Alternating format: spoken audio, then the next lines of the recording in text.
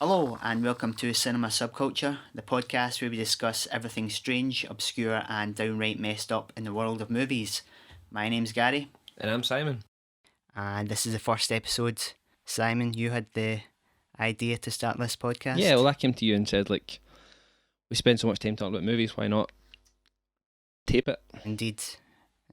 you know, Yeah, and sell it to people? Yeah. Probably not selling it to people, though. and I'd sort of been interested in discussing things that were a bit more off kilter, Yeah. not quite mainstream movies. Yeah, and I haven't seen a lot of that type of thing, Yeah, but I'm definitely interested in it. So I thought you'd be kind of key to introducing me to those things Yeah. and we could discuss them. I tend to kind of more like the kind of cheesier side of things. I know that, like, I thought that'd be an interesting thing to maybe bring to you. Like, you know, I give you like kind of a cheesy film to watch and then see how cheesy you thought it yeah. was. So- And you give it like a Kraft cheese slice scale, 4 out of 5. Yeah. 4 cheese slices out of, maybe not Kraft, maybe some, generic brand. Mm-hmm. Yeah, so sort of things we're going to cover as video nasties. Yeah.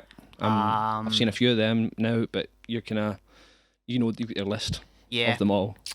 yeah, I don't know, we want to look at those. yeah. Also things like just anything kind of weird art cinema. More extreme horror stuff. Definitely. Also things like sort of 50s and 60s kind of schlocky Yeah. horror and sci-fi Yeah. that I quite like. Yeah. So also maybe sort of like rare films, Definitely. anything that's I know just kind of there's a lot underground. of, like noir films that I'd quite like to see and okay. things like that. And Right. I know you said Yeah. kind of. So it's a fairly wide. Yeah, we're not closing ourselves off to anything. I mean, it's a kind of narrow-ish manifesto when you say about like the kind of horror side of things and extreme Yeah. cinema. But again, cult films, rare films, Mhm. indie films Yeah. that are just things that probably people haven't seen, and there are people out there sitting at home thinking, I've seen this and I can't talk to anyone else about it. Sure. I wonder what somebody else thinks about it. You know what I mean? Mhm. Which is kind of what I feel. A lot of stuff that I've seen. Yeah. And I'm sure you feel the same. There's no one else to talk about it. Mhm. So, me and Gary have been friends for a year now. Mm. Back in the old primary school days. Oh yes. Yeah. What's that now? About 23 years we've Yeah. known each other probably. Mhm. Good friends for most of that. Say more when we got to secondary school. We definitely got closer and stuff like that. Played in a couple of bands. Mhm. Done a few different things. And that's it. And this is kind of our excuse to kind of meet up and talk to each other and converse. Yeah. About stuff we're interested in. I know, like we were talking about before the video nasties, about looking at them like one by one, and maybe seeing if they still, even today, like stuff like as I mentioned to you, the like Evil Dead and things like that are so Yeah. mainstream now. Mhm. But that was a video nasty. But stuff like Cannibal Holocaust, Yeah.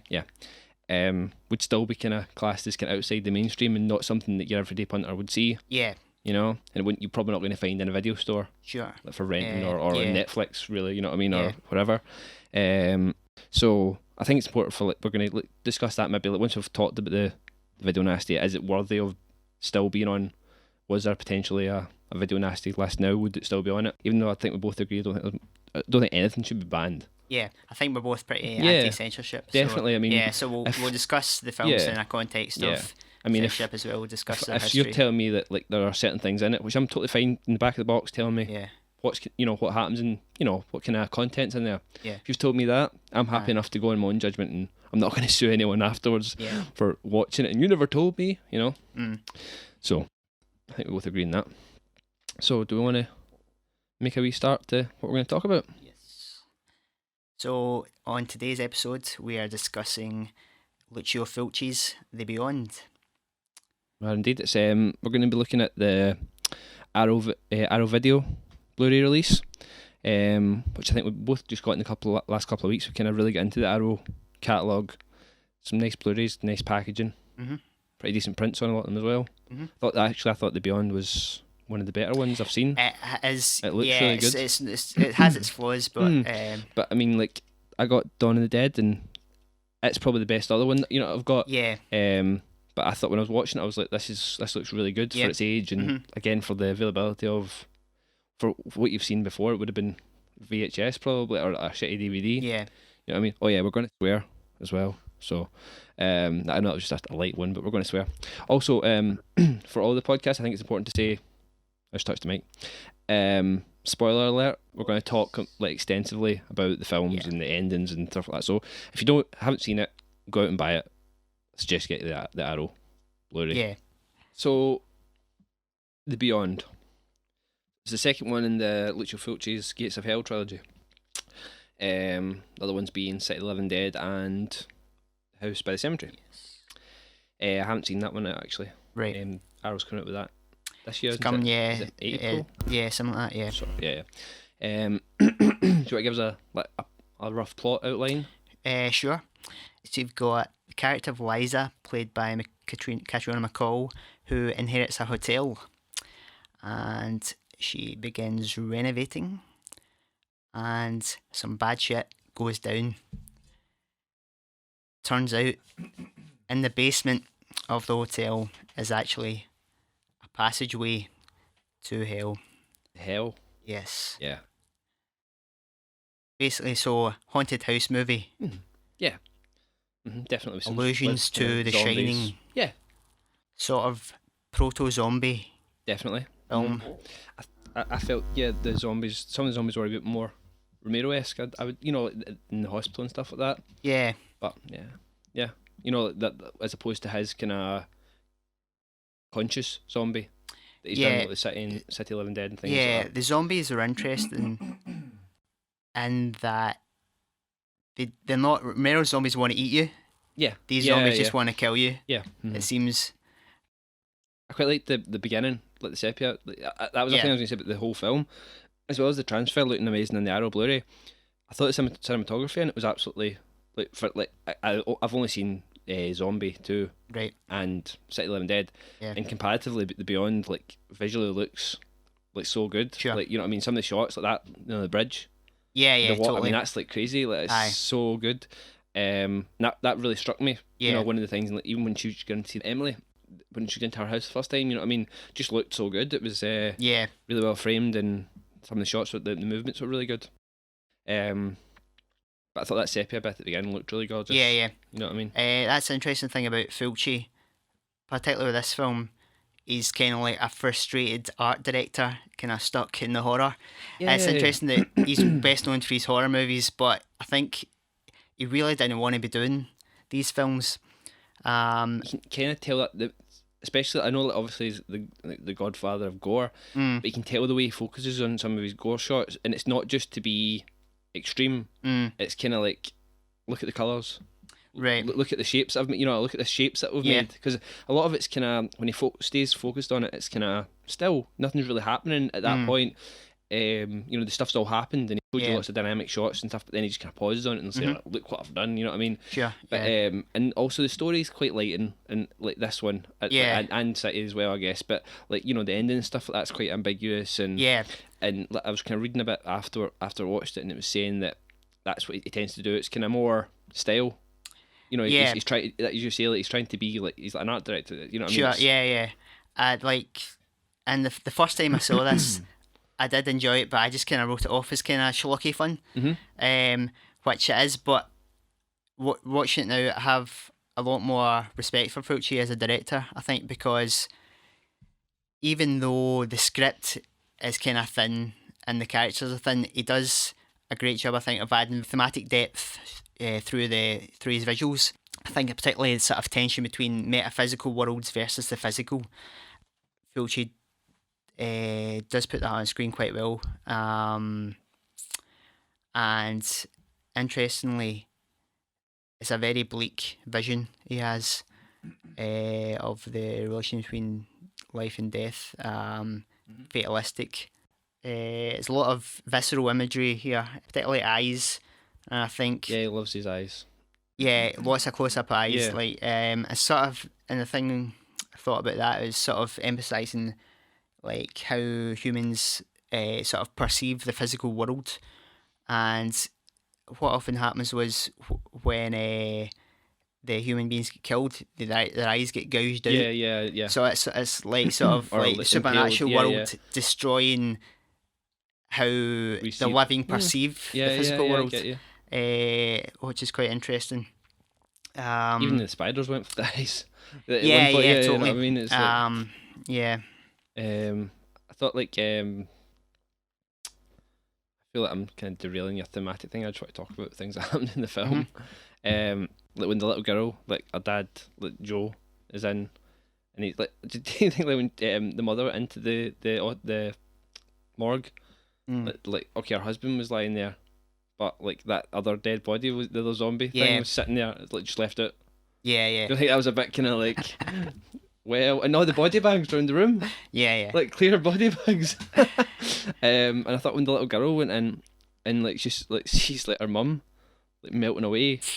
And then I was hoping that like, he did the shot like the kind of just talking about the eyes, going for the eyes to the mum, but then at the very end, like, after the kind of mum had been dissolved with the acid, like I was thinking of like how kind of like, oh my god, like this girl, like why is she not screaming or dying or something? Because like all the stuff, and then it went to the shot of her mum on the floor melting, and it had a shot of her eyes, and it had a shot of her dad on the slab, and a shot of her eyes, and then went back to the other zombie, and I was thinking that's exactly what I was thinking. I was thinking all this stuff in this room, like why is this girl like she seemed so kind of fairly calm, Yeah. and then she goes into the cupboard, like, into the fridge at the end, she runs away to go into one of the fridges, and the guy falls out, and then she screams. Yeah. And then like when she's at the funeral, she got like, the blind, the eyes. Yeah. I was thinking something had to happen to her.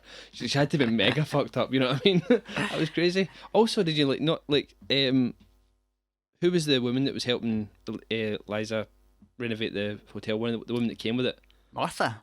Aye. Arthur and Martha. Aye. Right. Martha, when she found Joe in the basement, Yeah. she didn't even flinch. Yeah. She was like, Yeah. but then when she saw him in the bath in the room, Yeah. she screamed her head off. She did. Yeah. It's curious. It's not clear whether they characters actually exist or not. Oh, right. I see what you're saying. I didn't pick that up. Yeah. I thought you were going to say it wasn't clear whether they actually are like on the side of the bad guys. Yeah. I never thought of that because like you don't see them conversing with another character. Do you? We actually do. Oh, you see him with Joe. Yeah. You see him with Liza as well. Aye, sorry, I knew. Yeah, Aye. I thought you meant it was only Liza that could see them. Right. No, they converse with Joe. That's bullshit.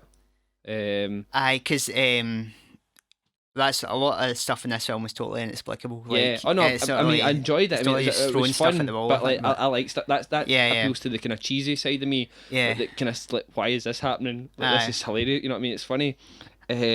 Like the dog, like attack. You know, like kind of attacking the zombie. Like I mean, that was genius. I thought that was, and then it comes back and sits for a minute, and then it kills Emily. That was good. Yeah. I like that stuff. And see, the weird thing, Arthur, he goes down, like, just to get into the third act of the film, I think Yeah. he goes down with some cement, Yeah, I wondered. As if I was he's just gonna- going to say that. Aye. like Patch up cement the up wall. the wall, and then It's you never- don't see that again. And then, like 20 minutes later, some Katrina McCall goes into the basement, yeah. and he's just under the water. I know. I don't, and he's not even a zombie. Yeah, I he's know, not even a zombie. yeah. He just seems to be able to, normal. Yeah, I thought that was good. I did notice. I wondered what he was going to do when that happened. Aye. That's another thing. Like, obviously in City of the Living Dead. I mean, I guess we'll maybe come on to talk about that in another podcast. But there's a clear explanation for how the gate gets opened. Yeah. Yeah, the priests. Yeah. Yeah. Commit suicide. So what causes the gate to open this one? Is it the guy in the 60 years before? Is it 60 years before? Yeah. Yeah. Is it that causes it? Because if that's the case, then it can't have been lying open for that long. You know what I mean? It seems a bit kind of... Yeah.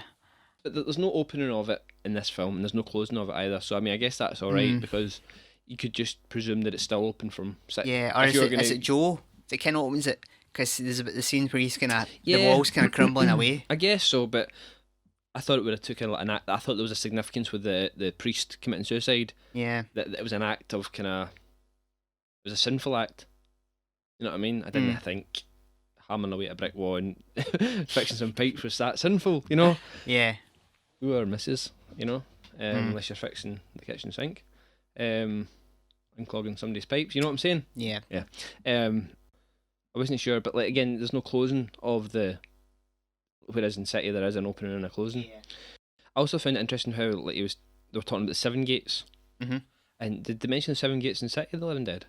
Or they just mentioned it was a gate? Didn't mention that there was more than one. I can't remember. Just wondering, like, you know, like did they ever in it originally intend to make 7 films, or Right. like, you know, was it a plan to do one? How this? I know they're not chronologically connected. Yeah. You know, they're not continuity. They're not the same, you know, thing. But how does House by the Cemetery connect? Does that have a kind of similar theme, or? It's got like a family moves into a house, which is Right. like Oh, no. some bad shit in the basement. Right. And it's sort of like a gateway to hell, I Right, guess. right, But right. yeah, it's kind of a lost trilogy, I guess. Yeah. But, I guess I guess it's just a subject matter that's similar. Same with the Romero films. It's Yeah. okay. It can be. You could say that it's in the same universe, but it doesn't have to be. You know, it can just be 3 separate zombie films. Sorry, I'm kind of derailing us there, but like that was what I was kind of. I was just wondering how it opened. If we knew, I don't think there is any clear. I guess the whole guy getting killed at the beginning could be something to do with it. Yeah. He seems to know about it. He's like kind of. He found a key. That was was that the symbol then? I don't. I did find the key, didn't he? Because Emily says that. Yeah, he's sort of seems to be some kind of prophet because he painted. Yeah. Has a painting of the hell that we see at the end. Yeah. See, I wasn't sure whether that was a hell or, I guess it is hell, or is it a representation of the painting? You know, which came? It's like the chicken egg. What came first? Was it like? All right. You know, is that the hell because it's him that's come back?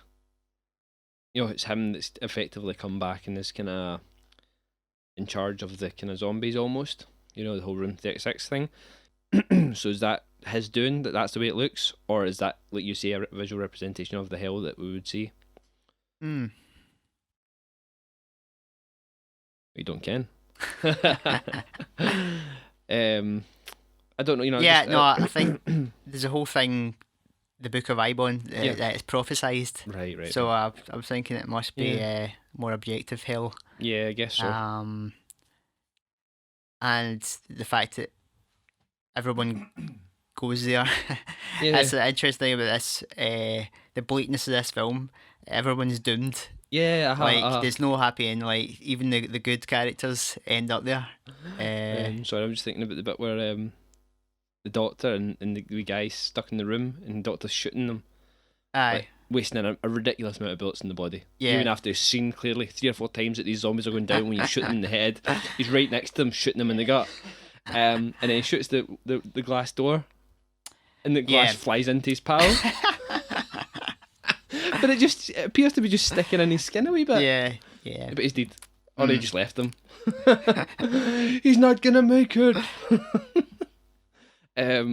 But sorry, like what we were saying before that, the bleakness of everyone's kind of doing. Yeah. So do you think Emily supposed to have come from hell? Well, yeah. Because she's the girl at the beginning. Yeah.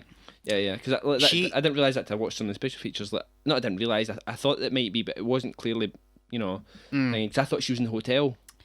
Right. Because it showed you the scenes of why did some people come in boats to the hotel? Yeah, they I had some cars and the dual sneak attack there. Oh, look, Bob, you take the motor. Oh no, I've been in the motor. We've got boats. Yeah, he must have been thinking he was going to escape or something. Oh man, but in case he hit the river. But he didn't even know they were coming. No. He's just in his house painting. Oh, there's some folk coming into the hotel there. There's some folk coming with boats. They've got torches. Lit torches. I thought that looked really good, the fire and stuff. That was quite good. It felt very Universal monster movie. So I take it Emily's like escape from hell. Because she's talking about not going back. Some kind of messenger. Because she's sent. Because that's what she says in the scene where she gets killed by the zombies or whatever there. I delivered the message. Yeah. Also, like when the doctor goes to her house, it's all wrecked. You know, she's not there, right? So that's obviously, you know, I kind of get that. But then not long after that, we clearly see her in the house. It felt like a bit weird because we've just seen it, and it's as if she's I don't know. I don't know why. I just felt a wee bit weird looking after we'd seen it. The room was empty. You see her just walking in like she's just back for the shops. Yeah. You know what I mean? She just comes in and sits down and like. Yeah. And a dog seems like a normal dog. You know what I mean? It's not like a it's Dickie. And then like when it attacks her, like I don't know. It's like almost like they were trying to imply that she was supernatural in some sort of messenger, but maybe she wasn't actually from it. You know, like why? It just seemed weird to show that the house was empty and she wasn't there. Yeah. And then show that she was just coming back in for the shops. Yeah. Also, she's blind, right? She fires at that hotel. See when she's touching the painting. Yeah, she runs away. And she runs away straight at the house before Dickie. Yeah. She fires at the house, didn't she? and then later on she's in her own house, which should be dusty and wrecked. Aye. And she's kind of walking about like a blind person, feeling the blinds and stuff like that. And I'm sitting there thinking, you just fired at that hotel and ran past all the walls. You know what I mean? You managed to get out. How did she do that? There's a line. I don't know if she pretended to be blind. There was maybe there was a line in there. But then when she was in mortal danger, she appeared to be like genuine. But there's a line, and it was like something like, I can't quite remember the line, but it was like, "We blind always see," and it's like, or something. It was like, as if they were like an alien race. You know what I mean? It's like, it was very kind of, just gets what you're implying, like kind of, or what you're saying. Sorry, but the being able to see the future. And stuff. Yeah, it's also like allusions to perception, even though human beings can physically see, they don't know what's in store. Yeah, it's like you can't see what's right in front of your face almost. You know, because you can see, because it's still a thing, because you can see, you don't look beyond things or think about things maybe.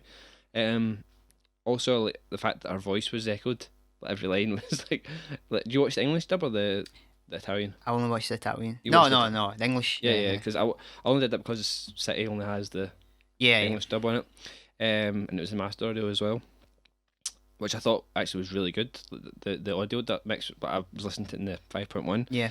In the beginning with the thunder and stuff like that, it was like really, really nice sounding. But she's got a constant echo all over her voice. Right. Yeah. I thought that was quite like, it was weird until you kind of knew she was.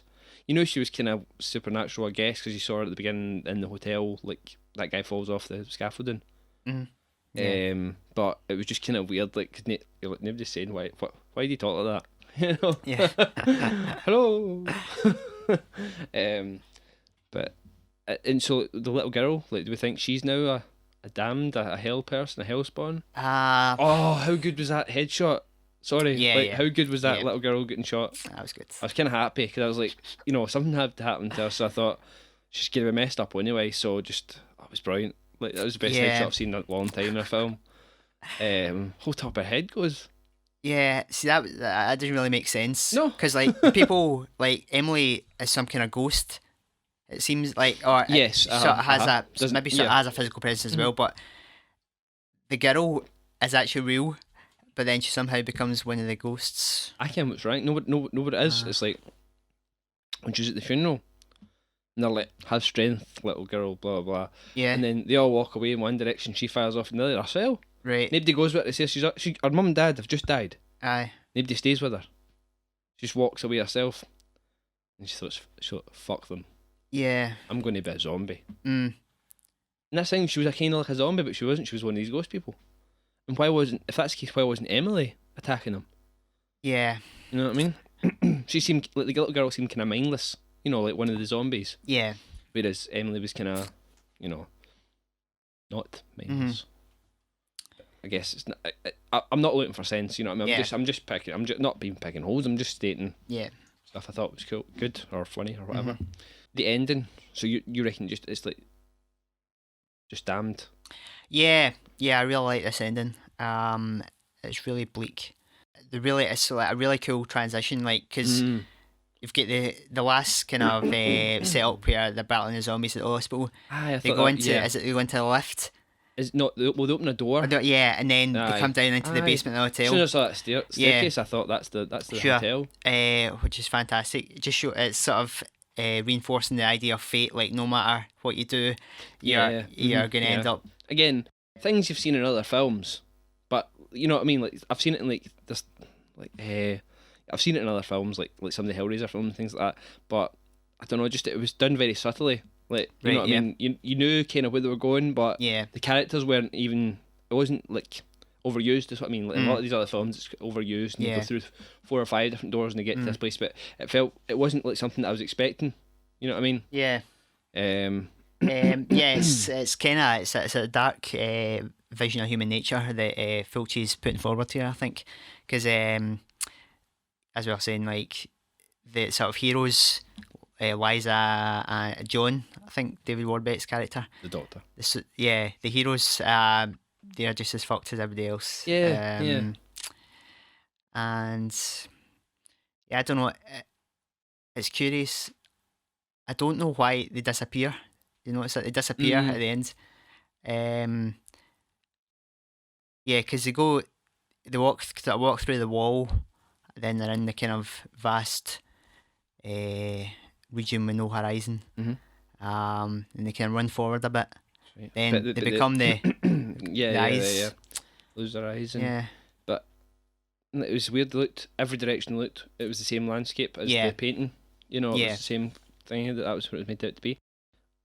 Yeah, I'm not sure if it's actually meant to be hell or just some kind of purgatory transition.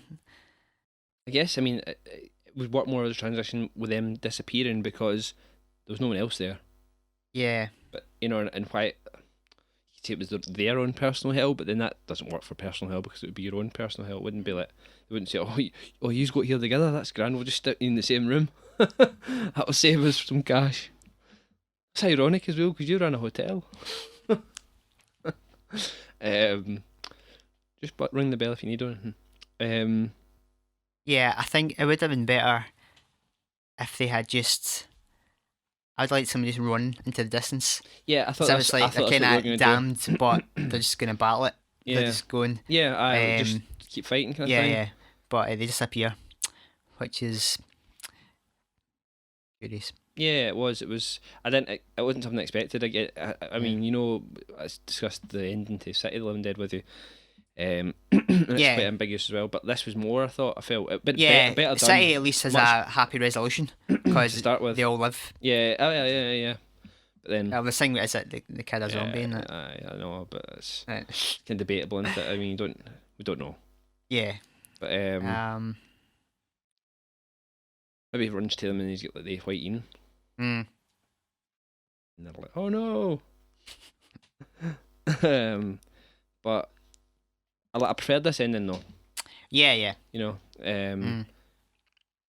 because it definitely gave some sort of closure. You know, for the fact that they weren't there anymore. You know what I mean? They'll disappear and. What about the special features? I didn't get to see many of them. I watched some of the stuff in this one. Right. What did you think? Did you watch all the special features? I did. I've seen all of them and pretty much fantastic. What do you think of the Q&A at the? I watched about that. Did you watch that? I see that. Is it Callum Waddle? Yeah. Like, it seems alright in that, and like when I see him speaking, he's okay. But see when someone else is speaking, he's always like, nudging, winking at the camera. Like, the first 2 seconds of that, like, after the guy's asked the question, he's kind of like looking to the camera as if to say, "Oh, I'm on the telly." Yeah. You know what I mean? But like, he seems alright. Like, but it's probably just a nervous thing. Like when on my Day of the Dead thing, there's a Q&A with that guy that played Rhodes, right? The over the top guy. What's his name? Joe Petrelli. Don't know. Yeah. I'm sorry. We'll cut this because I don't know and I don't want to lose some cred. The guy actor that plays Rhodes, and like when he's asked a question, and like the guy's answering the question, and Callum's on the side, and he's trying to open a bottle, and he just looks. He can't get this bottle, and he just looks at the camera as if to say, "Can't open it?" And then like Joe grabs the bottle off and opens it while he's answering the question and hands it back. It's genius. It's really good. But yeah, no, sorry. Yeah, I've got 2 audio commentaries. Got an interview with Cynthia Monreal, Q&A with Katrina McCall. A really good interview with Katrina McCall. And just like different featurettes and shit on Fulci. One of the commentaries. Katrina McCall. Yes, there's Yes, one with aye. David Warbeck and her. That's quite good, isn't it? Yeah, that's quite a good one. That's really good. That's David Warbeck played the Doctor. Sorry. Yeah. Yeah. That's a really good one to have. Aye. So stacked with stuff. I love the artwork, like on the original artwork, Yeah. and the new stuff's nice as well. That Mhm. I don't know who the guy is that draws Arrow's artwork. Right. There's a couple of guys I think that does it, but Rick Melton Mhm. says here. I just love the original, the posters Yeah. and stuff. No, Arrow definitely do a great job with their extras and the packaging. The fact that they develop them all, they're all done, but they're in house or the high rise productions. There's Yeah, most yeah. of them. They're really good. You know what I mean? Mhm. Yeah, it's just a shame sometimes the transfers aren't quite up to the same standard. Yeah, I mean it is. Again, I said to you, it seems to be that they pay for it up front. And then Yeah. they get what they're given by the Aye. license holder, which it's a shame for them. But at least we're getting them. Yeah. You know what I mean? And it's still, I haven't seen one that looks worse than the DVD or the VHS that they might have been on. So, I mean, that's a bonus. Yeah. I mean, I'd say they're probably the best. Most of them are the best we're going to see in this country anyway. Mhm. I know some of the Blue Underground transfers are sometimes better, but Yeah. the special features, you can't really beat Arrow Yeah, for the sure. special features. I think that's a general consensus. And the packaging and stuff, you know what I mean? Yeah, I thought the transfer of this was pretty good. It's among the better ones that I've seen in the Arrow. Yeah. Thought like black levels are pretty good. Had quite a fairly natural grain. Definitely. I felt. Well, yeah. Mhm. I know a lot that, I know Tenebrae and things like that from Arrow has been a little over-grained, but again, still looks good. But Yeah. this definitely looked more. Aye. I mean, as I say, I was really impressed with it. You know, for such a kind of outside the mainstream film, and Yeah. I don't know what the budget would be for it, but it looks really good for its age and for its whatever budget level they had. Yeah, there is quite a lot of white flecks. Quite constantly. They're no too obtrusive, print but damage. Yeah, but I I mean, it could have been cleaned up a little more. Yeah. But, again, it's I always go back to like, how would you have seen it? Like, even if you watch it on TV, it's Yeah. never gonna look yeah, it's definitely anywhere better. near what this looks like. Yeah, there's maybe a little like image noise, but not as bad as the others. Like Set the Living Dead is much noisier, I felt. Definitely. Um, A lot of people, there's a lot of, not that I think it's a bad transfer, but a lot of people rave about Arrow's transfer for that. really, yeah. Said it was one of their better ones when Right. that came out. Right. It was one of their earlier ones. But this totally topped it, definitely. Yeah. I mean, no problem. As I say, it's close to the Dawn of the Dead one that I've got that I think is Yeah. an amazing transfer. Yeah, I think that particularly the Italian films seem to suffer a wee bit. They are quite noisy. I found particularly. I don't know. Have you watched Hall of Tenebrae yet? I've watched all Tenebrae. Aye, we watched just the start of it. Yes. And I felt the image was Yes. quite It's very noisy. very noisy. But does it get better? It does get better. Yeah, definitely. I read It that. definitely I gets think better. on the Again, I think I told you the only other release of that that's available is a French one with burnt on French subtitles. right. Yeah. The audio's Italian, I think, or English, and it's French subtitles. But I mean, once you start watching it, I mean, everything when you freeze frame things, everything looks worse when you freeze frame something, even on Blu-rays. But no, I know it does look good still. I think, but it's. You said you watched it on TV and stuff before, and it looked pretty bad for it to be up. So I don't know. And I mean, most of these Arrow releases now are going for under £10, so you can't really complain at that. I mean, a lot of them are going even cheaper now. Yeah, sure. Like £8 and stuff. So, yeah, I mean, I don't know how good these films ever looked, even theatrically. Like, no, if they were, because mm-hmm. they do look. The Beyond does look kind of scuzzy. Mm-hmm. Just the whole like colour design and cinematography. I don't know how pristine it ever was. Yeah. Mm-hmm. Or was intended to be. Yeah. So that's like with City of the Living Dead. I think you can definitely tell that's the lower budget. If you know what I mean. With this, I felt it looked better. It looked of a higher level. You know what I mean? More in kind of line with your kind of like Argento films and that kind of production value. You know what I mean? Whereas City of the Living Dead, I felt like it was very low budget, and it felt low budget. Yeah. Except for the special effects, I felt worked really well in that film. Like the zombie makeup and things like that, I thought was good. But I don't know how good it could look. But I'm pretty happy with it, as I say. Yeah. It's definitely one that I thought was nice. Mm-hmm. So I know you are very into like Fulci and his techniques and things like that. What kind of like things did you Was there anything specifically you like to talk about? You know me, I'm just kind of like, oh, there's a ginger-headed kid in it. Yeah. Not really, no offense to gingers. Watching this film again a couple of times, I actually have a lot more respect for Fulci now, because I picked up he is a skilled craftsman. A lot he's often written off as a hack, I think, just the nature of the Italian film industry just completely ripping off American films or whatever. Yeah. But again, things like Zombie 2, that was like kind of imposed upon him. You know what I mean? Yeah. They told him to change elements. Aye. Even though I still can't see specific elements that link that to Dawn of the Dead. You know, he was told to film things. Yeah. That linked it to Dawn of the Dead. Yeah. Like I've seen it. I've only seen it once, I think, but like I didn't think anything was like, oh, that's connecting. You know what I mean? That made it a sequel. But anyway, sorry. Yeah. So I think with this film, Fulci does prove himself. Definitely some of the horror set pieces I think are really fantastic, particularly the editing. Particularly the scene in the autopsy, like near the start, where the girl, she comes in. Yeah. Basically, you've got the woman's like tending, she's like cutting out a shroud or something like that for Joe. Well, it looked like she was trying to get his shirt on, and then like, she couldn't lift him up. But why she was being left to put on his stuff, I do not know. Like, that's crazy. But it looked like she was trying to get his shirt and his suit on. Right. So then she couldn't get it on, so she was going to cut the back out of it. Okay. And next time we see him, he's got it on as if like he's put it on himself. It's the best looking suit ever. Right. Yeah. Yeah, but she's doing that, right? And then she kind of turns round, and she sees the other zombie guy, which is kind of silly because surely she must have seen him already. But anyway, and she's like, but she screams, and Push does like an amazing zoom right is into that what she's screaming at? Well, she's not looking at that. No, she looks at that and kind of goes, oh well, there's another dead body out of this room of 10, and then looks off into the distance and there's then nothing sees else there, or Fulci doesn't show us. Yeah, even when the girl comes in. That's the impression I got. Yeah. But how like, and do you think she's like lay under the acid intentionally then to burn out what she saw? Yeah. Because it's easier. Like she'll lay there for a while. You know what I mean? Hoping that thing would fall over. You know, just lying, knocking the table.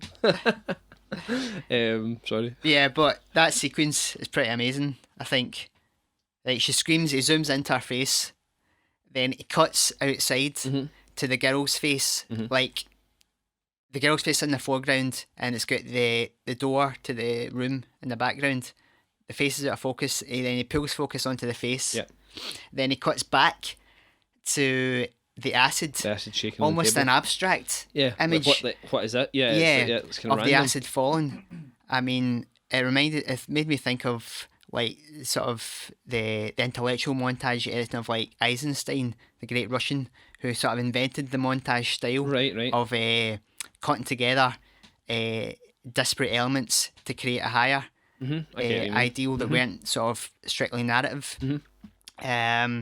So I mean, the acid is diegetic, but it has a kind of weird abstract feel. To me, it was kind of, once I knew I didn't know exactly what it was at first. I thought maybe that's acid, but I wasn't sure if it was just water. I didn't know, but it kind of like, it's kind of Hitchcockian almost, with the kind of building the tension, because you don't know. It's like he's showing you like this is important. Yeah, sure. But I'm not telling you why yet. You know what I mean? It's kind of like, you know, a version of that. Yeah, I think Hitchcock's probably a big influence, because Hitchcock's a major proponent of the montage style.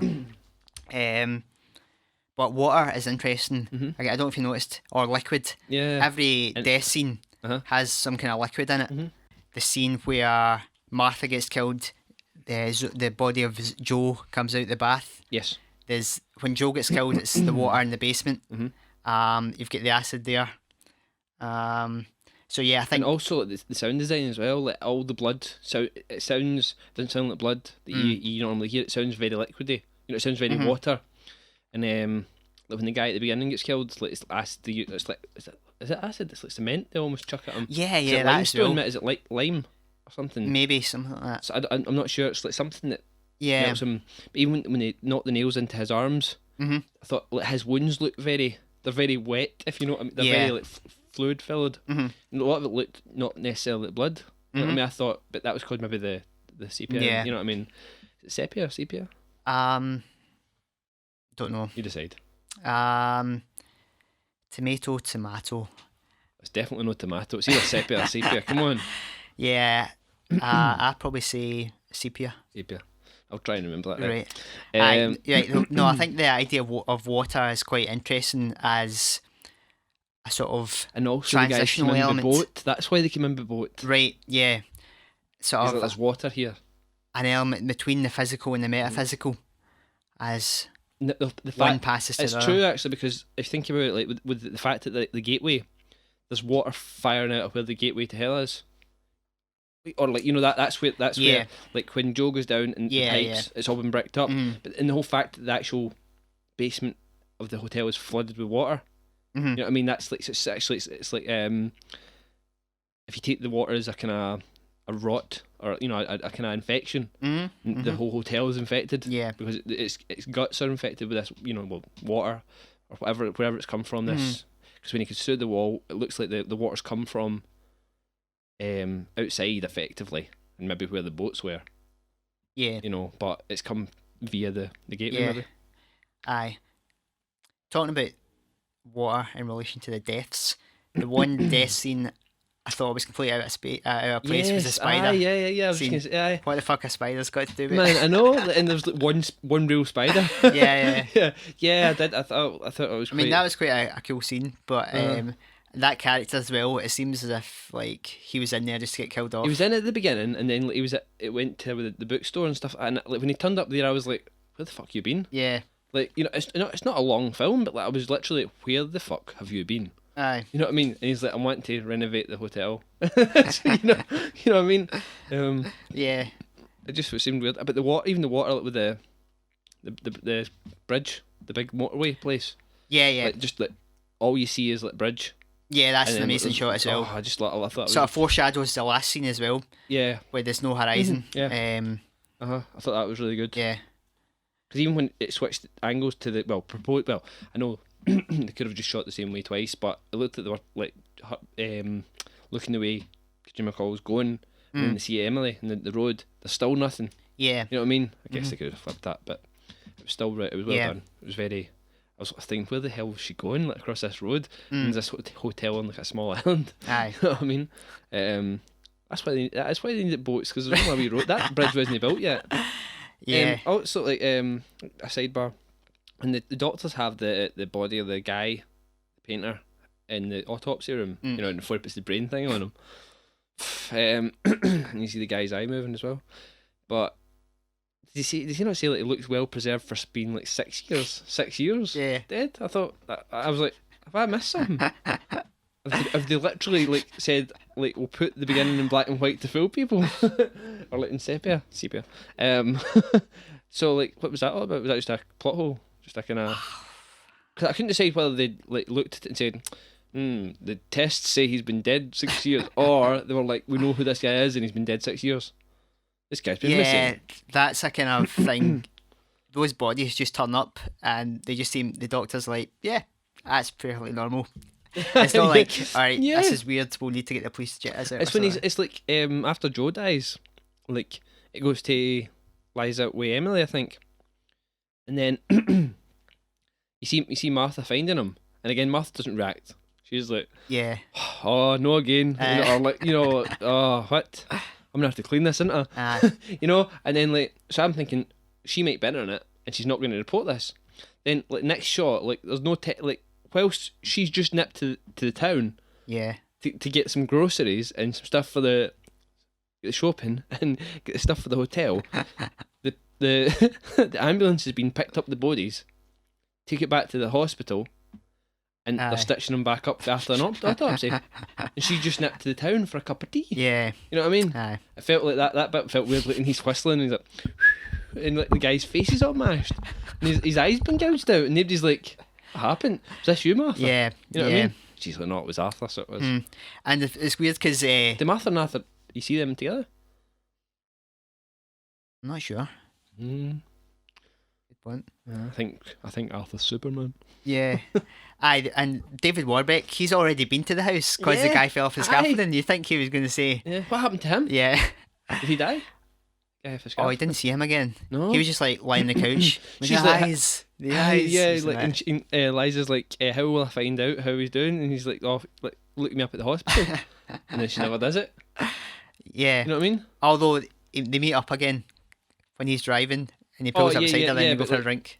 But that seems, is that not like still when she's out? What? That she's not been back to the hotel by that point. Oh, aye. That's so she's been out, drove down the motorway, right? This is what she's done. She's left the hotel, drove along that big massive road. Now, granted, that might be a longer road than we think. She's met Emily. Emily's told her something to get her to go to her house. Yeah. Right? Maybe, oh, can I see? You know, right? And then she says, oh, we can see me more than you think. So she's got her to go to her house. And then she goes into the house and she's telling her, oh, you can't keep the hotel. I can't tell you why, but you can't keep it. I'm just playing the piano, right? So, but you can't keep it though. Then we don't see how that's left, right? Then she's in her car, drives to and gets those traffic lights. Yeah. Right? With a shop, and she's maybe heading back. Right. Do they go for a coffee? No, they don't go for a coffee then, do they? It's after they meet in the car. Right, is that after she goes to Emily's, Aye. So they meet in the car and they kind of smile and stuff like that, so then they go for a coffee. Now, in that same time... I think it's cocktails even. Sorry. Not quite a coffee. Oh, right, jeez. Right. Maybe that's what he's implying about the passage of time when you're drunk.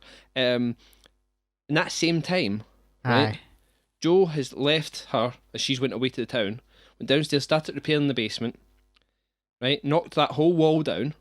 No, Joe's already did. No, when she goes to the yeah, because remember he gets a phone call. He gets a phone call that shit's happening at the hospital. But that's what I'm telling you. That's what I'm telling you. Like, when they go for the coffee, like it's as if Joe's already died, but it's played like she's not been back at the hotel yet. Right, maybe I can't quite recall it's like scene for scene. Right, because like, he talks about it and saying about you know what's happened with Joe and stuff like that in the accidents, but that seems to have happened just after she's been. So basically, Joe's been in the basement, knocked down the wall, right? Then been killed and attacked. Martha has then found him. However, who knows how long later. Then the ambulance or whoever's been picked up the two bodies, taken them back to the hospital, right? Then the doctors have been down. The doctor who was at the house is there. Right. They do an autopsy, are stitching him back up, right? And then he goes out, and then that's when he's driving and meets her. Right. And that's all happened. And then while he's out for 5 minutes for his lunch, the wife and the wee lassie go in, and then all the rest of that stuff happens. I mean, that's a lot. That's a lot to happen when you're just nipped to the town. It's an eventful day. Yeah, right well, and I mean, I don't know how she knew about Joe dying, unless it is meant to be that it's another day. Maybe I missed that. Maybe there's meant to be a passage of time there, but I've not seen. But anyway, that was one of many of Simon's rants. That's going to be a feature. I'm going to have a podcast. Every podcast will have something to rant about. Right, okay. I wasn't necessarily at this time, so beware. Sorry, you were talking about themes. Yeah, no, technique. Sorry. Yeah, he loves the zoom. Big fan of the zoom. Yeah. I think it's normally quite a cheesy move, but I think he does it. I quite like his use of the zoom here. I don't necessarily usually like the zoom. Yeah. I find that anything I've seen that can look very amateurish. Yeah. But it was okay. I didn't actually notice it. I didn't notice it too much in this film, which is a good thing, I guess. Mm-hmm. There was one or two times he did it, but it never felt out of place. Yeah. There's a few really cool uses of it, like the one I talked about before. Also, there's the scene where Katrina McCall and that architect guy, they're walking along past the bookshop. Yes. And she looks in the window and sees the book of Ibon. Uh-huh. Is it Ibon or Abon? Is it? I can't remember. I thought it was Abon. Abon, maybe it's Abon. Right. Abon calling. It's a shot from inside through the window of her looking in. Yeah. And then he zooms into her face, and somehow when it's zooming in, it dissolves to the reverse angle of the book, which is really cool. Oh, I didn't notice that, right? It's quite cool. So, right, okay, I get you. Yeah. Mm-hmm. I don't know if it's actual dissolve or how they do it, but you're going into one thing and it ends up in the other. It's quite interesting. I like that. I need to maybe check that. Yeah. I didn't notice it. It maybe happened too quickly. I didn't notice it. Yeah. Yeah, did you watch the commentaries or at all? Listen to the commentaries, no. Right. Yeah, I ended up watching this film 4 times. Like, did you? Aye. Right. So I kind of picked up. So you've listened to the commentaries? I watched it last night. But, I take it that's how you've got your information then. You've just listened to these experts talking about Fulci and you're just like doing a bunch of stuff. Rip shit off. Rip shit off. Yeah, that's my style. Yeah. It's a style. It's good to have a style. Nothing else. Yeah. Focus pulls. Did you notice this? Yeah, Right. aye. Mm-hmm. Yeah. I didn't. The first time I watched this film, it stood out to me, but I think I got used to it a bit more. Like, I don't know. Do you think it's a thing? Normally, in a film, when it's shot in that sort of, if you're shooting with a certain type of lens, obviously you don't have the deep focus. Yeah. And I think it's normally something you don't notice when the camera pulls focus to something else. But I think Fulci uses it so blatantly. Yeah. He's making it obvious. I guess that's a choice. You know. Yeah. I mean, it's probably used more in like horror things and other things, to Right. be honest, because they are trying to hide something from you sometimes, and then they pull to it. But and it's something I like is the kind of really shallow, like depth focus and having some pinpointing something, Yeah. and then just move it a wee bit and see something. Aye. You know what I mean? I do it. Yeah, I counted at least 20 times Really, he does right. it, but he maybe goes to it too often. But it definitely works in that sequence with the cutting, with the death in the autopsy Yes, room that we talked about earlier. But sometimes I think if you're just filming a conversation, it's not necessarily, you don't really need that shallow focus. But I think it helps to, like, I know, like, I've seen a lot of, like, as I said about, like, Misfits, the TV show uses that a lot, and when you use it, generally it's an intense conversation. So if they do it when someone's having a conversation, it's maybe someone's either delivering a monologue, or they're having an intense conversation with someone. And I find that's quite good because it's, like, as the person moves ever so slightly, they can, if they move the point of focus, but if they keep the point of focus, if you move out in and out of it, it looks very, as I say, very tense, just kind of like there's about to lose it, I guess, because you're about to lose the focus. But I did notice that he used quite a lot of that. Oh, do you want to talk about we never talked about censorship stuff? Yeah. Okay. This isn't on the short list of video nasties, or is it? Well, basically the video nasties is normally thought of as being 72 titles. Yes. There's the final 39, which were the films that were successfully prosecuted under the Obscene Publications Act, and they're subsequently banned. Right. Then there was 33 films which were prosecuted but weren't convicted, like the jury. A different 33 or 33 of those 39? No, a different 33. Right. Yeah. Right. Mm-hmm. So they're the ones that were let off as being not obscene or likely to deprave and corrupt. Right. And The Beyond was one of the dropped titles. Right. So one of the dropped. It was let off. Yeah.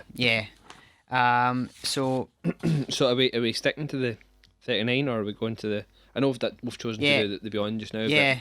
But, are we sticking to the 39? Not necessarily. No.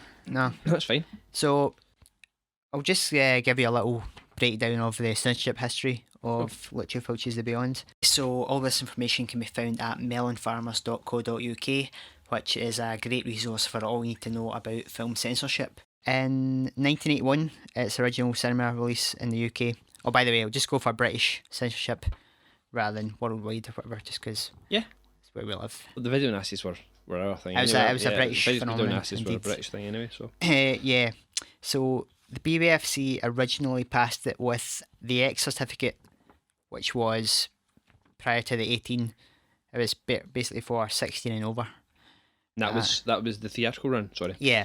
So that was before the video nasty thing. Yeah. This was early days of video. Mm-hmm.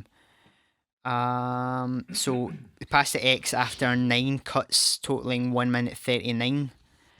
They cut 18 seconds from the prologue, the chain whipping specifically, and some of the shots where the guy's hands were getting nailed to the wall. He cut 6 seconds of Joe having his eyes gouged. 4 cuts totaling 43 seconds of the spider kill. 5 seconds. Like, any reason to cut any of that? The spider kill. I know it looks. Yeah, you know what I mean. So fake, but 5 seconds of Martha getting her eye impaled in the nail. 26 seconds of Emily's throat getting ripped out by a dog, and 1 second of the kid with the red hair getting her head blown off. Oh man, my favourite bit. So then, 1 second, that's like the whole bit, isn't it? That is like the whole like blowing off. Aye. It's hardly worth blowing that wee redhead's buggers off. Redheaded bugger's head off. So then, on the Vampix label, who released the first VHS version in 1982, this was just the cut theatrical version. And absurdly, this was the version that was added to the Video Nasties list. So it was a cut version. It was that, yeah. So it had more cuts than. No, it was the same. Right. So it was the same as the cinema release. Yeah. And it's a total absurdity of the whole Video Nasties furor. So after it was passed. It was passed. Cut for the cinema by the officials. But you couldn't have it in your house. Censors. Though, yes. Obviously, because that would be ridiculous. Indeed. But it was dropped. So it was later deemed not to be that obscene. Then in 1987 on Elephant VHS, there was a further, I think that was the same version, released again, and in 1992 on Vipco. Then finally it was passed uncut on DVD in 2002. And so the Arrow Blu-ray is uncut, yeah. Yeah. It's been uncut since then. Yeah. I mean, I just don't understand like what they. I mean, like if someone's getting their eye gouged out. Yeah. I mean, but then it's like you think 6 seconds. So I mean, that was one of them 6 of the eye gouge with the nail, and you think that's almost the whole thing. How much? Where are they cutting from? Yeah, you know what I mean, because most of that was him going to push her towards it and looking at the nail and then push. You know what I mean? Mm-hmm. And then it was like the actual eye pop was like that. Yeah, it was just like a second. You know what I mean? Maybe like 24 frames if you're lucky. So it feels like that's lots. You know what I mean? That's when you think about like some of the kind of because some of his kills in like this film were some of the shots of the gruesome stuff were fairly sparing. You know what I mean? Mm-hmm. They weren't like some of them lingered on certain things, but some were just like over in a snap. So that's a lot to cut. You think of the seconds, you know what I mean? Yeah. And really, like, I don't know. I guess I don't know. I don't feel like we're more desensitized to things now. What do you think of the mass murders that were going on in the 70s? Like, you know, you think about like you say like the world's like a terrible place these days and the things that go on, right? But then you think like the serial killers in the States and over here in the 70s and 80s. Yeah. And like, you know, it's like, you know, that's great. So it was all going on then. You know what I mean? So like, it's not as if it's any safer. Yeah. You know what I mean? Anyway, that's a sidebar, but that's just like, you know, you think like what was going on. It's like there's always these scapegoats. Film, music. Yeah, I think that's it. People do bad shit, and particularly in why. Yeah. But how did they explain it when there was no video or music? You know what I mean? I don't know, but somebody's walking down that Whitechapel Street, heard about the Ripper. And he's doing drugs. He is. Yeah. Oh, can't be doing that. I know. Need to stop and reading the newspaper. Yeah. It seems like it is obviously a scapegoat because people have always done bad shit. Yeah, totally.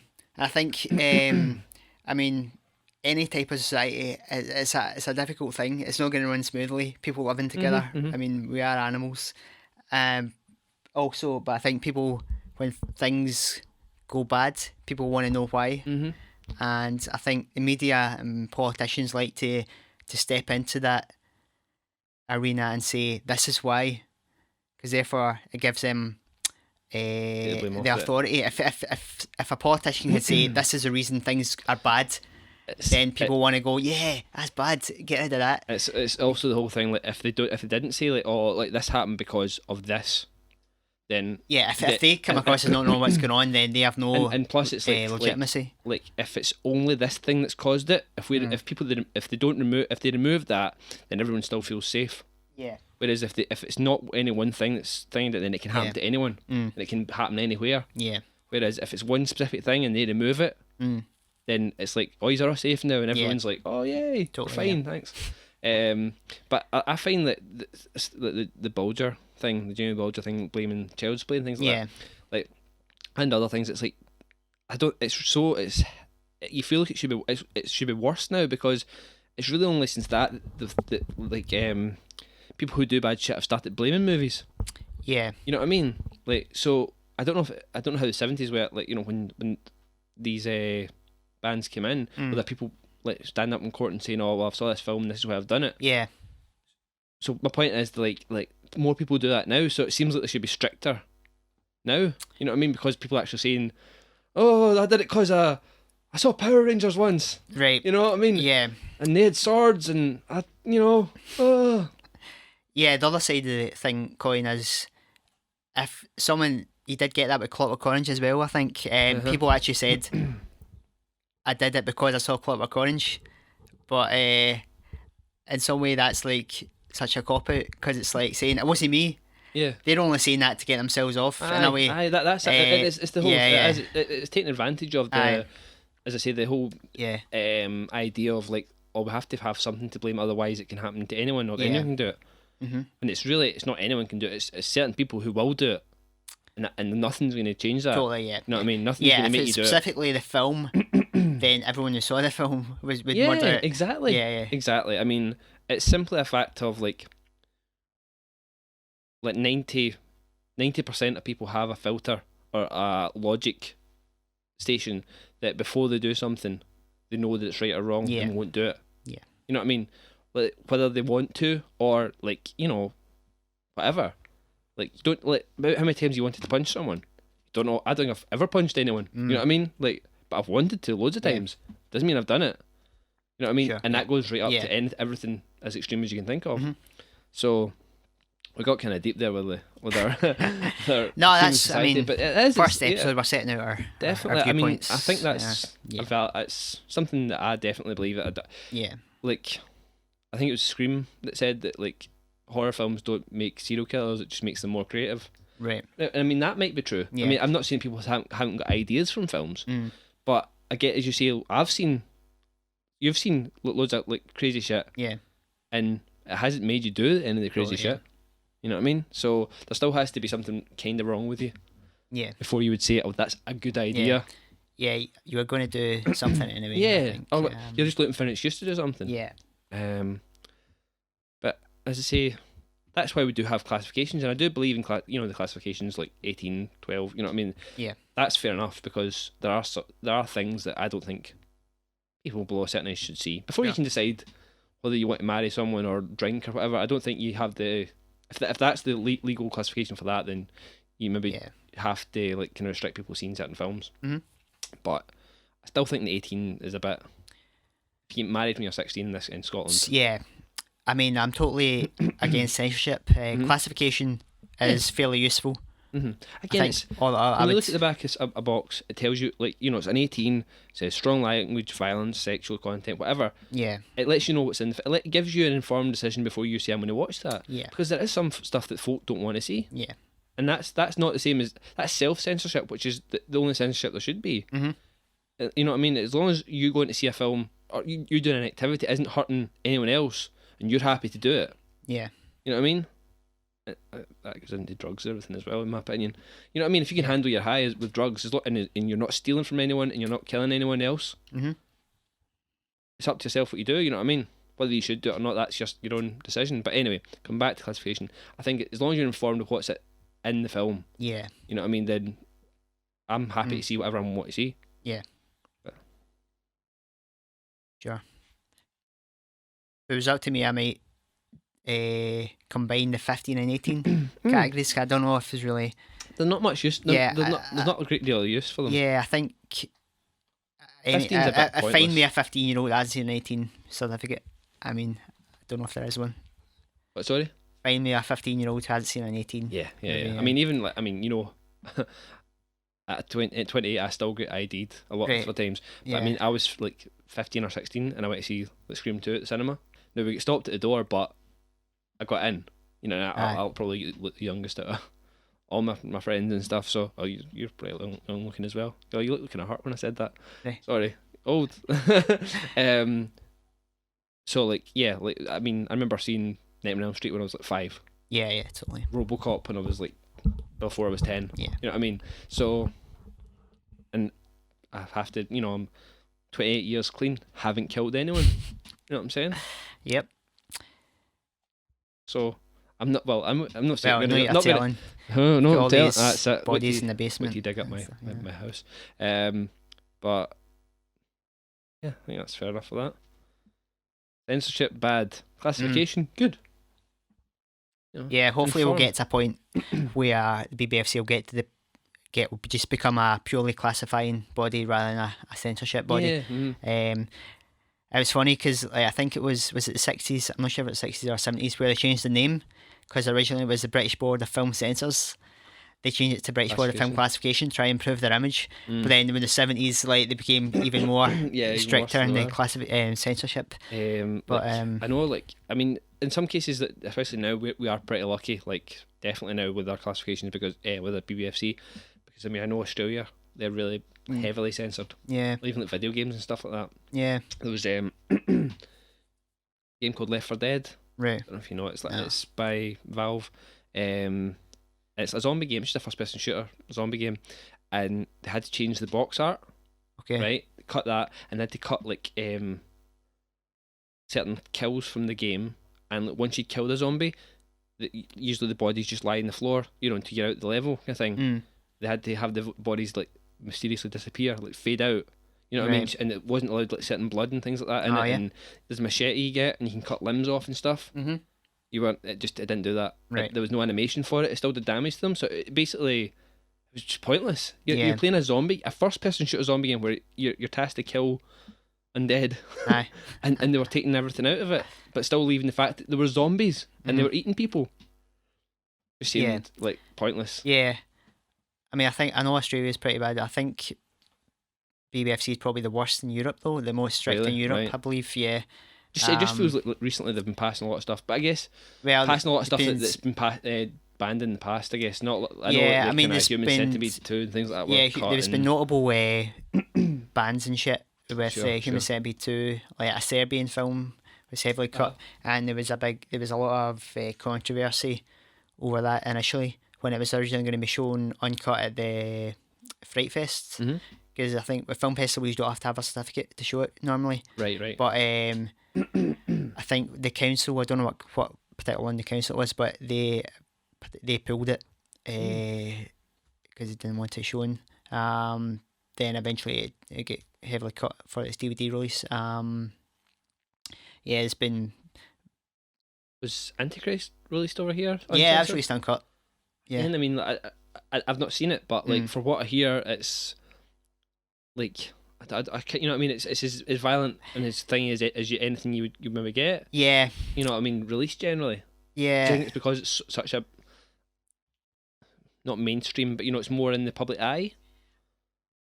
You know what I mean? I think it maybe goes to like a sort of class bias again that we've seen in the past. The fact that Antichrist is directed by an auteur, it's an art film. The general public probably won't see it. Whereas a Serbian film, I mean, no, it's absurd. A Serbian film is in a fucking different language. Antichrist is in English, but I don't know. The fact that it's trying to do some more artistic, then they let it off as art rather than it's the same like in I remember it's like, you know, Salò. Salò is an Italian film by Pier Paolo Pasolini. It's about a group of fascists who capture all these teenagers and degrade them and subject them to crazy sexual acts, like eating shit and stuff. Right. It's one of the most controversial films ever.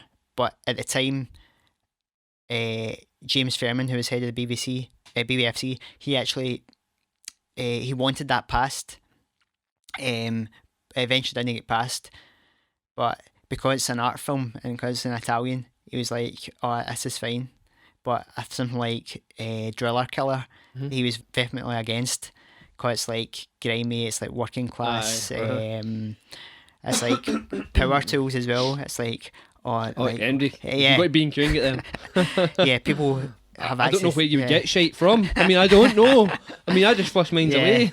Anything with power tools was frowned upon in the video nasty era. We picked up any bargains recently? Any kind of even buying anything? The last things I bought were the Arrow Blu-rays, I believe. Sure. They beat City Living Dead and The Beyond, Right. which was £9 each, was pretty good. Yeah, it's Amazon. Aye, Yeah. aye. Mhm. So I'm buying. Oh, picked up the Batman animated series, season 1. Oh right. Yeah. The UK release or the No, the States one? yeah, Nice. got it for about £11. Oh, that's On pretty eBay, good price. yeah. Oh really? It's a Yeah. little bit bashed in that, but Yeah. I mean the packaging's kind of conducive to that anyway. I mean I've kept mine's pretty good, but they're Yeah. still kind of bash. But that's good. What were you? So I got Deep Red from Arrow as well, Argento film, and I got A Bay of Blood. Oh, okay. Mario Bava. Yeah. So that's one I want to see actually. Yeah, I thought maybe we could watch it together, get together and watch it. I popped it in. Looks pretty. Yep. Pretty nice actually. Like, not as good as like the Beyond stuff, but you can just have to what the budget would be and stuff like that. Is that older? Was that I think it 60s might be. or No, still 70s? I think it's 70s. It's before like Friday the 13th. I think Friday the Right. 13th was like 80, Okay, something like that. right. Was Um, Bava an influence on? Well, I don't Like- know. Apparently, it's like to look at it, I would say yeah, it had to be, but I don't know if it's direct influence or not. But I know there's Yeah, the body count's like higher. I remember and I saw It's one of the first films to do that.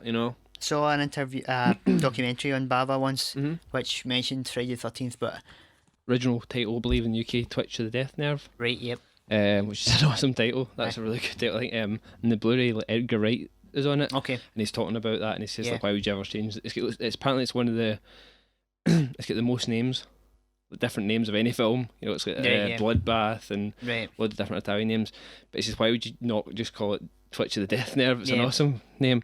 It was released in 71, right, so that's before I think even Black Christmas. Black Christmas was kind of hailed as the kind of one of the modern starters of slasher films, Right. with the high body count kind of thing. Mhm. And then like Halloween was 78, so that is pretty early. That's way older than it's older than The Beyond, is it not? Beyond 81, Yeah. yeah, So yes, I got that. I also got something else. I got I picked up a couple of kind of bargain stuff. I was in Asda, and they had a couple of Blu-rays for £5. So Right. I've started saying bucks for some reason. oh yeah, So they said to me, "Who are you? Like, what are you doing?" Like, so I'm going to say bucks sometimes. Yeah. Sometimes it'll be bucks, sometimes it'll be pounds. It always means pounds. I got Stargate, Right. the movie, $5. It was alright. I googled it and apparently it's better than the American version. Okay. It's got more stuff on it. I thought $5 can't really go wrong. And I get The Thing, the John Carpenter one. Yeah. From Amazon for $5.80 or Okay. something like right. that. Nice slipcover on it. Mm. Cool. I was looking at the Thing from Another World, you know, Right. the original. Mhm. There's a DVD version out, but there's a 2-disc one, but it's pretty expensive now, so it's out of print. Let's get like the original black and white coloured version of that. Right. It was done in, I don't remember what year, and then the second disc has got like a remastered black and white. Don't know why they'd even put the original and not put the but it's quite expensive. So, but I'm gonna Right. try and get it somewhere. Mhm. I'd like to watch that as part of the kind of thing. I think that's it. Oh no, I get the Passion of the Christ. Told you Oh, that. alright, yeah. There's something else I got as well. No, I think that's it. I've been kind of just sneaky behind them, not telling Julie. So I was trying to pick up the Sleeping Beauty Disney one as well, Right. but I was kind of confused with the numbering on them. Like, no, like obviously Yeah. it's 1 you know, it's the classics, but I was kind of confused with the order of the release. Mm-hmm. You know, so Sleeping Beauty was the first one released, yeah. I'm not sure actually. I think Could it have was. been. It was Aye, 2008, and Pinocchio was yeah, 2009. right. Aye. 'Cause I was kind of, you know, I was going to pick them up, but I wasn't sure how many of them had been released or what. Yeah. It's actually not that many. I think there's only like Snow White, Sleeping Yeah. Beauty, Pinocchio, Bambi. Mhm. I think out the numbered ones, out the classics, Yeah. and the platinum and diamond editions. Aye. And Beauty and the Beast. Sorry. Yeah. Yeah. I think we've got Aladdin's coming. Yes. 2012. Cinderella. Cinderella. Yeah, I'll be getting Lady that. and Tramp just come out. Yes. Sorry. Aye.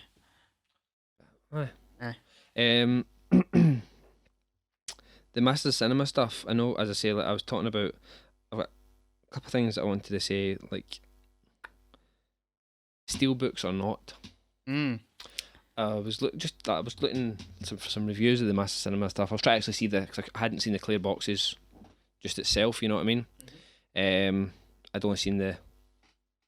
I was watching a review. I was trying to see if I could see the packaging without, you know, the Masters of Cinema comes with the blue sticker on top. Right. Even for the Blu-ray discs, the Amaray cases, yeah. Mm-hmm. So I was trying to just see what it looked like, see what, you know, as I say, see what I preferred getting. And one of the guys was saying like there's that much coming out on like steel book. Is it is it lost its novelty? Right. What's your thoughts on that? Generally, I would only go steelbook for films I really want. Mm-hmm. I mean, a lot of times now, when they come out anyway, the steelbooks are a similar price to the. Yeah. I mean, would you if you had the same price for, like, let's say it was like, it was just a standard film, something you want to get, but you're not like, it's not like something that's like your favorite film or anything like that. You're just gonna pick it up. If you're just gonna pick it up and it was like same price, what would you go for? If it was same price, I would go for the steelbook. But yeah, I've always been the same in the past, but like just when I was listening to that and when I was thinking about which ones to get of this Masters of Cinema, I was kind of thinking, I don't know, you know. The unfortunate thing about UK steelbooks is they have to have the BBFC certificate on the front. Yes, aye. I know that's a big contention. I never really noticed that with the artwork thing before. To me, it never really bothered me with the BBFC stuff for all having the specifications on the back. Whereas like the Master Cinema steelbooks, they have the sticker. Yeah. You can peel off. Yeah. But then where do you put that? Yeah. That's my thing. I like to know kind of like when you want to look at special features. Yeah. How are you going to see them? That's true. I mean, I've got a Super 8 one. Right. It was an HMV exclusive, and I kind of cut the Blu-ray tab off it, so it kind of sat nice on my shelf. Right. So that was fine. But last night I was looking at it, and I just took the sticker off the back of it. It wasn't a sticker; it was a cardboard thing, but it was stuck to it. You know, so it came off nice and clean though. And what I've done is I've folded it and put it inside where the booklet would be, kind of thing. But I don't know. I like to know what's on. Like you look at like your Beyond Blu-ray there, and you know exactly what the special features are. Yeah, that's a bit of a problem. You know, I had the same thing with I've got a couple of the Studio Canal like Blu-ray books. Yes. Type ones, and they come with the thing in the back as well, which I've taken off. But it's like they've got a little slip for the booklet, right? But the piece of paper on the back is too big to fit in there. It doesn't close properly, so I've ended up just sitting it in the middle. See, that's why it's a bit crap. Right? That's why I had to fold. I don't want to fold it. I know. I kind of tried to fold it like with a nice wee separator between the credits and where the special features were, so I kind of did that, but still not ideal. So that's why I'm kind of coming down in the, is it worth it? And I mean, I know you're saying about like they are kind of, the value goes up on them when they're out of print, but if I'm only buying one and I'm not going to sell it, I don't know what to do.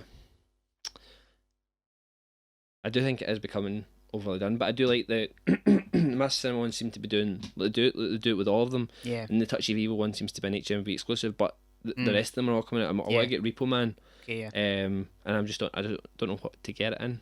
I quite like the kind of plain box. That's one of the reasons I went with the Touchy Vivo one, because the steelbook doesn't say Massive Cinema number.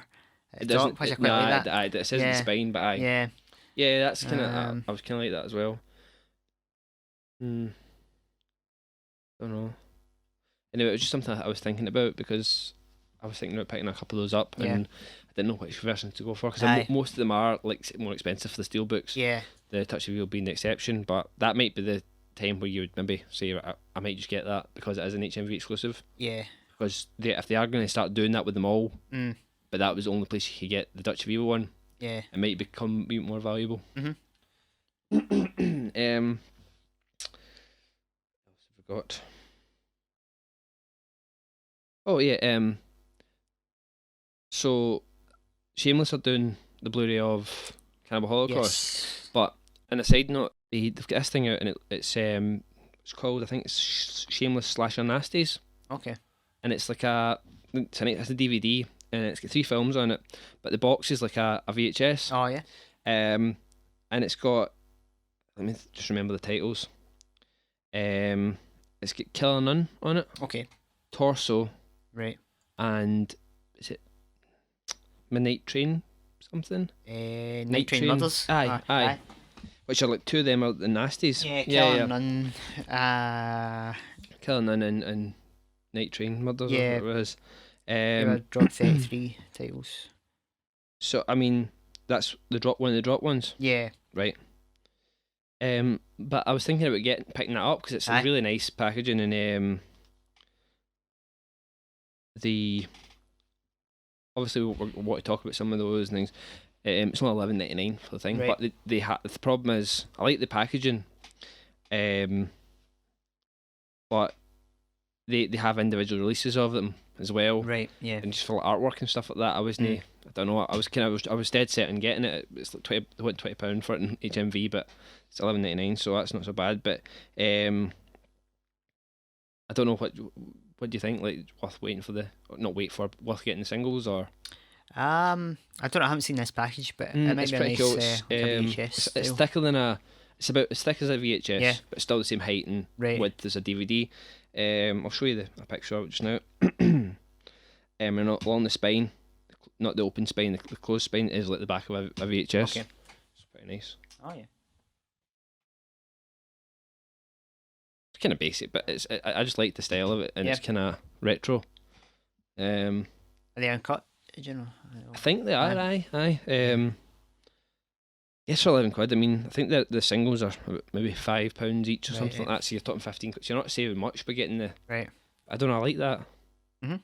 I don't know if I'm going to get any more of the Shameless DVDs. So I guess it's not a big deal. But I just having their Right. individual artwork, I guess, is an issue. But doesn't say whether it's cut or not. Nope. Okay. But I was thinking about getting that anyway.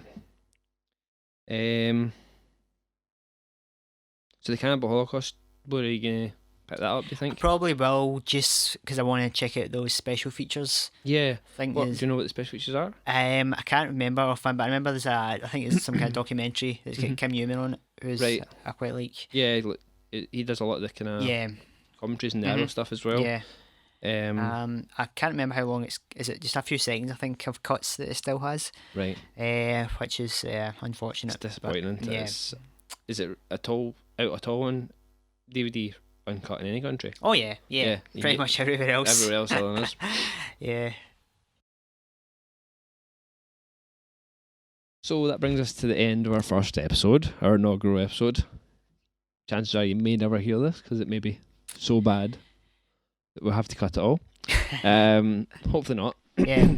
Hopefully, as weeks go on, we'll refine our skills. Any comments and requests or things like that are not welcomed, and would like you to keep your thoughts to yourself. Thanks.